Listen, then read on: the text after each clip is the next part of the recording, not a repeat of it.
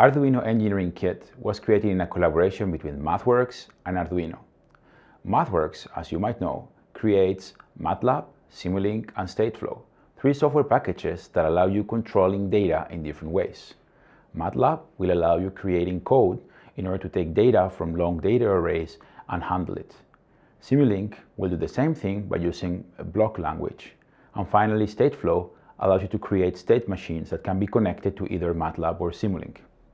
The interesting thing is that now Simulink can upload code to Arduino boards. This is when we started to collaborate to create this kit that will help engineering students to build complex interactions between software and hardware. Arduino will take control of the physical world, while MathWorks will take control of the data in a computer. In the different projects you will experience in this kit, you're going to do complex operations like, for example, controlling a moving rover using computer vision and sending data wirelessly to Arduino for it to move, lift objects, and move them to other locations.